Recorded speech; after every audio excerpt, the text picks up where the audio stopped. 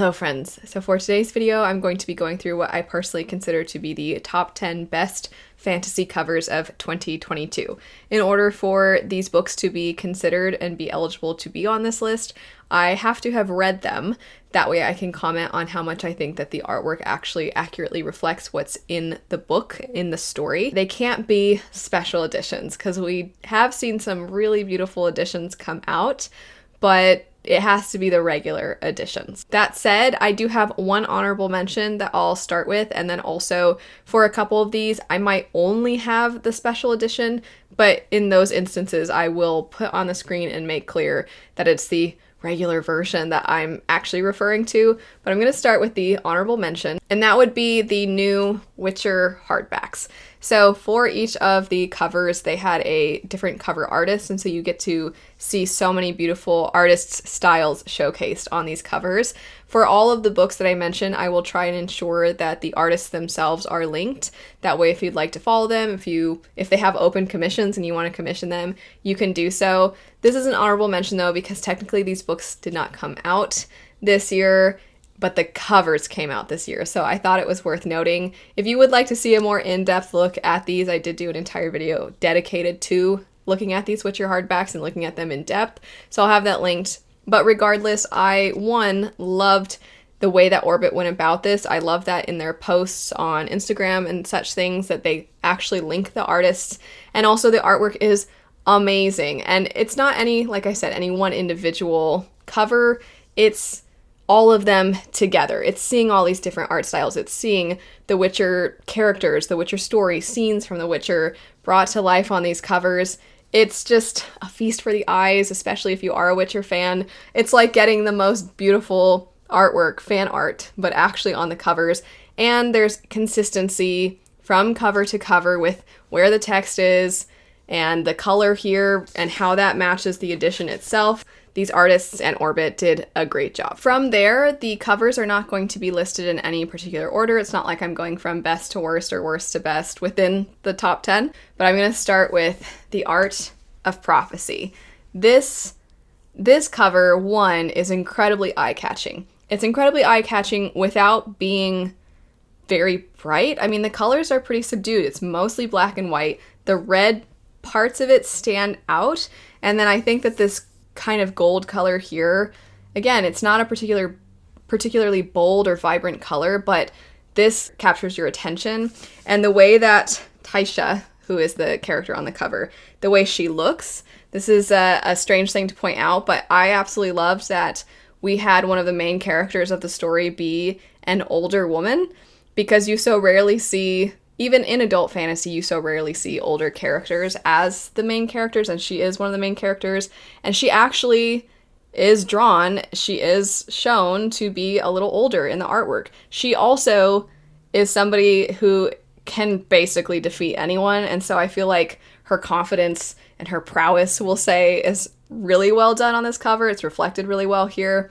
I think that the art style is very fitting for the setting of this book. So I just think it knocked it out of the park. Every time I look at it, I'm like, oh, it looks so beautiful. And I want to add that the font they used and the way that everything is captured, so much of this is kind of reflecting on prophecies and how much do prophecies really become fulfilled. And if they do become fulfilled, does it actually become fulfilled because it was inevitable, or does it become fulfilled because we felt it would, and so therefore we made it happen? Anyway, so there's all these questions that arise as a result of prophecy being such a motivator behind people's actions. And there's something about this cover that, to me, it's reflective of storytelling. It's reflective of something ancient. That sort of feeling in the font, in the colors that are chosen, in the art style. It just looks like you're going to be told a story. So I just think it's done exceptionally well. I love this cover. I can't get enough. And sorry, one last thing I'll say. The way she's positioned, being almost upside down, I think gives you a hint of the kind of fighting, the kind of action, the kind of magic you're gonna see in the book. After that, we have Hunger of the Gods. This is a sequel. It's a sequel to Shadow of the Gods, which also made my top 10 covers, or however many covers I mentioned. It made my top covers of last year because the first book had an incredibly eye-catching cover, and this one matched it. I'm very excited to see what the third one's going to end up looking like. One, I'm always a sucker for consistency. So I really like that from the first to the second book, you see that they followed a similar look, the way the font, where the font placement is, the color of the font, the colors used. There is consistency from cover to cover, but there is still something about this one that stands out versus the second one, and that would be the kind of massive creature you see on the cover. I do feel like there was a lot of effort on the artist's end put into depicting this creature versus the one that you see, the dragon that you see on the cover of the first one. You get this massive wolf. This story is Norse inspired, and you definitely have this sense of this epic lore, this epic history that you wonder throughout the story how much of this is lore and how much of this is real. And because of its epic nature, if it is real, what is that going to look like for the lives of these people? And I feel like that epic nature is depicted very well on these covers. I mean, you think epic fantasy, and this kind of a cover perfectly embodies that. This next one is completely different from the first few that we've looked at, and that would be The Very Secret Society of Irregular Witches. So my husband gifted this to me for Christmas. A little side story here for a second. I really wanted the special edition that was going to be coming out because I loved this book. I thought it was so sweet. And then the special edition sold out before I had the chance to purchase it. It sold out really fast. And then I was like, dang it, because I really liked it. And then Sean got me this for Christmas, and I'm like, this already looks like a special edition. The difference, of course, is that when you take off the sleeve, you're not going to have the cool design on the naked hardback, and you don't have anything going on the pages themselves. But this still looks to me like it is the special edition. So the reflective quality in the text, the fact that you can a tiny bit feel it, I think it's a nice touch. It just makes it look a little bit more magical. This is a very cutesy, precious, sweet, lovely story, a little quirky, a little silly. So I feel like the car with the little broomstick on the cover is just a perfect detail to capture because this does have a witch in the story. The house that she goes to on this little beautiful landscape, and the fact that the sky is more of a purple color instead of blue kind of adds to the whimsy, and it adds to the magical factor of the story. And then the little detail of the witch hat on the text here I just think is so cute, so sweet. I love this cover. I love the color combination. I love the somewhat abstract style of the art. I think it's very fitting for the book. So, like I said, very different from the first two, but an exceptionally done cover. Next up, we have Daughter of the Moon Goddess. I don't think this is surprising to anyone to see this on this list. This is one of the most breathtaking, beautiful covers I have ever seen. I did do a recent video where I was comparing UK releases from this year to US, the covers, and I do have the UK. Absolutely gorgeous still, but the reason that this one ended up winning in that video is because this one is beautiful, but I don't think it really captures the story quite as much, and you could put the same cover probably and just change the title, and it would probably fit for other books, whereas this is Daughter of the Moon Goddess. This fits so well. So the setup for the story, she is the daughter of the moon goddess, but at the beginning of the story, she is separated from her mother, and so throughout the story, while she is kind of living her own life, it's essentially a coming-of-age story to some degree, but it's a coming-of-age story within this celestial kingdom where they are immortal. And so that adds in this kind of strange, ethereal sense of time, if you will.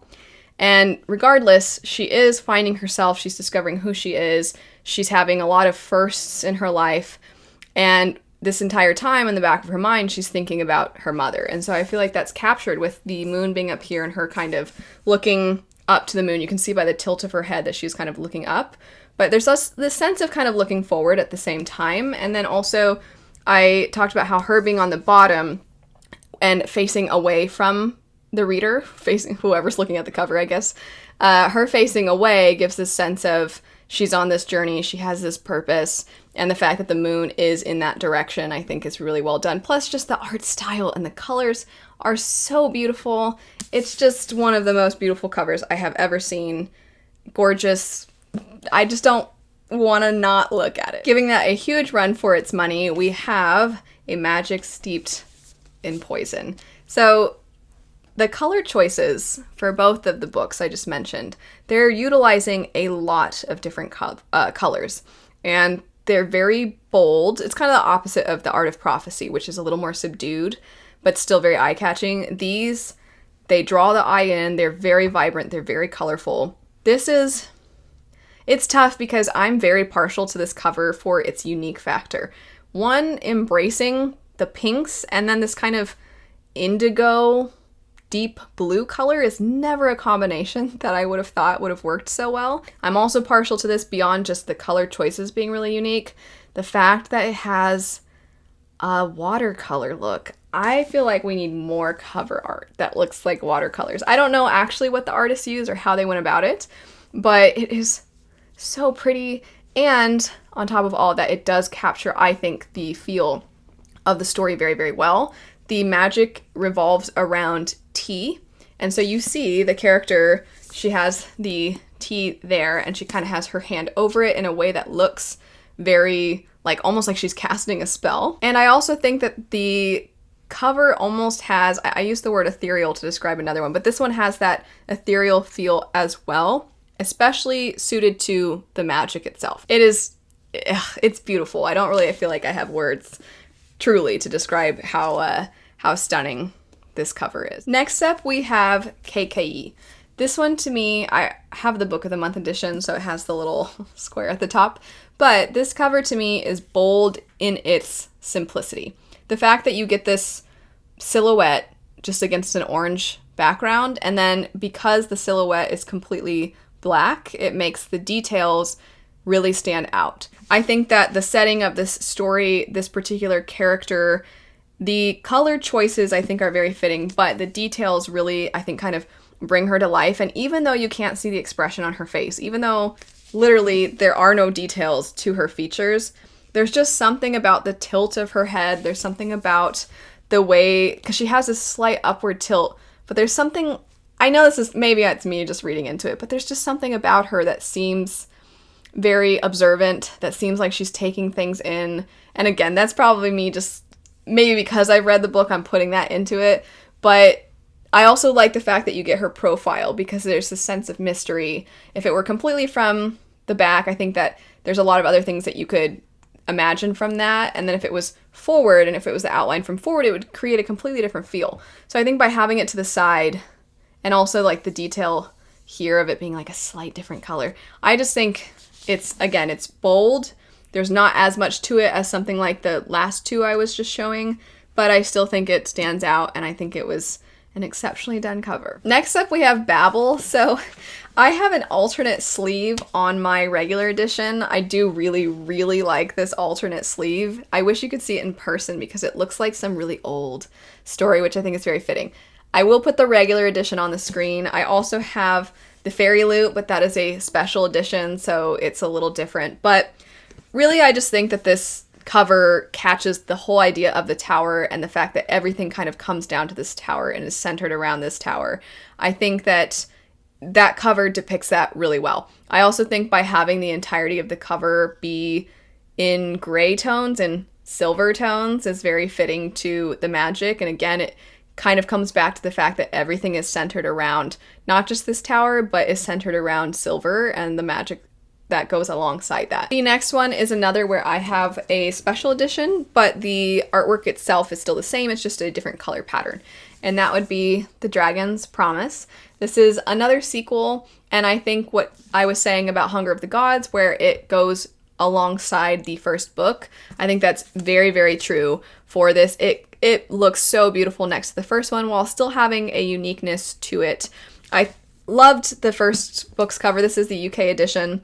The US edition is also beautiful, but I think that this one wins a little bit. The character looking at the dragon, the way she is, there is this kind of question. There is this choice put forth in the way that you see the two of them facing each other. And that is, a lot of this book is kind of Shiori, the main character, questioning what she wants for her life, what she wants for herself, which I think is a big theme in a lot of young adult stories. it depicts that well while still having the details in the background of this beautiful kingdom that she is the princess of. And it's just pretty. After that, we have Gallant. Whether you're talking about this one or you're talking about some of the other editions that have come out for this cover, or for this book, I should say, all of the covers are fantastic. V. Schwab in general often gets really fantastic covers. I want to commend whoever designed this, that they managed to use these colors without it looking like a faded patriotic cover, because that can be kind of hard to use reds and blues and then something that is within the range of white. So they did a good job with that, because I don't look at this and think it looks patriotic. I do like that in the text where it says Gallant, you get this kind of ombre effect. So it's darker going into, almost like it looks like it's like bleeding into this brighter red and this more vibrant red. The story, there is this house that it would seem has a mirror version of it. I think that that is reflected very well in having this inverse of the house and this kind of twisted hand going over in the circle. And I just think that it having the blue be on top and the red on bottom kind of does make it seem like the red is the evil part. And so you're seeing that be the thing that its inverse is. So I think that this cover is fantastic. Plus, on top of all of that, it's pretty to look at. It's eerie though. It's pretty and eerie. Speaking of eerie, next up we have What Moves the Dead. I did actually hesitate to put both this one and Gallant on the list because they are more horror stories, but I do think that they kind of fall under the umbrella of fantasy. They just lean spookier. Sorry, I don't know if you heard my dog yawning. But anyway, this cover, one, creepy to look at. Scary. It clearly is gonna be a story that is leaning into the horror elements. So I think that's captured very well. And the rabbits are creepy in the book in general. So when you open it, this is a retelling of the fall of the House of Usher. So you do get that. And this is a regular edition, not a special edition. So on the naked hardback, you have that. And then you get the creepy rabbits on the inside of the book, as well as on the cover. And then I think the fact that it's holding onto this plant fits very well with what you get in this story. Not a whole lot else to say. I just think that alone, it captures what it needs to capture. And then last, it is no surprise, I'm sure, that The Girl Who Fell Beneath the Sea, both the US and the UK, neither of these are special editions, both are absolutely beautiful. I debated in my US versus UK of 2022 which one I liked more, and they're both so beautiful. This one ended up winning for me because there's a few additional details very subtly captured on the cover that this one just didn't capture, or it didn't show quite as much. One detail I didn't even mention in that is I love the way that her dress in this becomes the sea.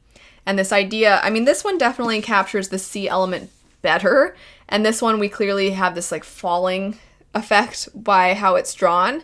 But I like that this one goes down, that the sea itself is, because it's part of her dress, it's at the bottom. So even though you don't see her falling, there is this sense of that is the beneath feel, the girl who fell beneath the sea.